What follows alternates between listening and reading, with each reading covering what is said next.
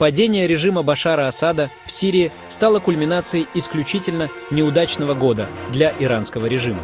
Исламская республика понесла серьезные потери в секторе Газа, Ливане и Сирии, что ослабило мощь ее так называемой оси сопротивления. Ее валюта официально стала самой дешевой в мире, а когда Израиль уничтожил ее прокси-силы, США избрали президента, которого Иран так презирает, что потратил годы на попытки его убить. Давайте вспомним удары, нанесенные аятолле Али Хамейни и его режиму за последний год. В апреле Израиль разбомбил иранское посольство в Сирии, заставив Иран нанести ответный удар, выпустив более 300 беспилотников и ракет, нацеленных на Израиль. Но Израиль сотрудничал с США, Иорданией и Саудовской Аравией, чтобы сбить почти каждую ракету и беспилотник. Покойный президент Ирана Эбрагим Раиси погиб в результате крушения вертолета во время визита в отдаленный район. Иран возложил вину за крушение на густой туман.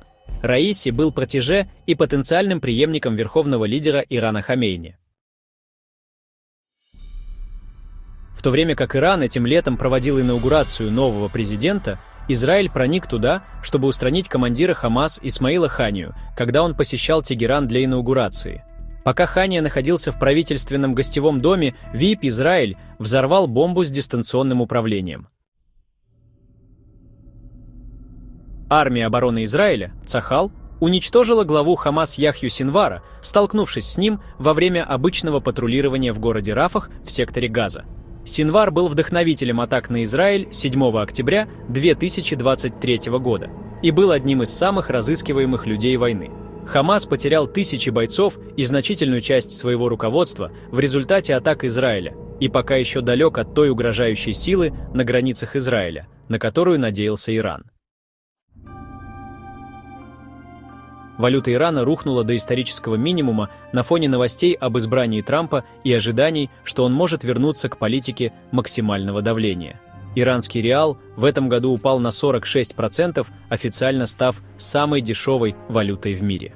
Иран давно клялся отомстить Трампу за одобрение убийства генерала Касема Сулеймани в 2019 году, а американская разведка раскрыла заговор Тегерана с целью убийства избранного президента.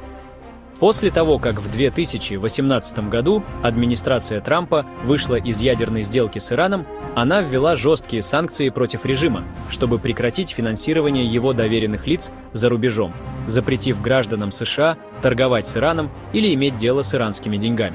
Он также наказал компании в других странах, которые вели бизнес с Ираном, лишив их возможности пользоваться долларом. Президент Джо Байден часто отказывался от применения таких санкций, стремясь вернуть Тегеран за стол переговоров, чтобы не допустить приобретения им ядерного оружия и опасаясь роста мировых цен на нефть. Иран получил доступ к более чем 10 миллиардам долларов благодаря отказу от санкций Госдепартамента, что позволило Ираку продолжить закупку энергоносителей у Ирана, что, по мнению администрации Байдена, необходимо для поддержания работы Багдада. Осенью Израиль переориентировал большую часть своих усилий на избиение Хезболлы после серии трансграничных атак ливанской боевой группировки. Израиль нацелился на руководство Хезболлы и взорвал сотни пейджеров, которые группировка использовала для связи.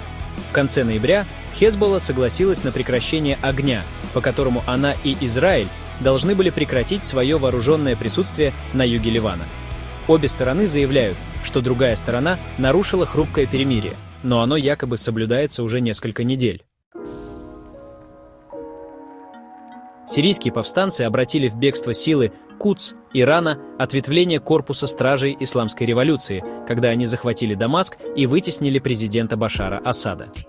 Иранские силы находились в Сирии, поддерживая Асада, с тех пор, как в 2011 году началась гражданская война, но их численность сократилась с началом войны в других частях Ближнего Востока. Новое правительство Сирии будет управляться мусульманами-суннитами, враждебными шиитскому правительству Ирана. И Иран потерял ключевой канал поставок через Сирию, который он использовал для вооружения Хезболлы в ее борьбе с Израилем. Таким образом, 2024 – это год катастрофы Ирана.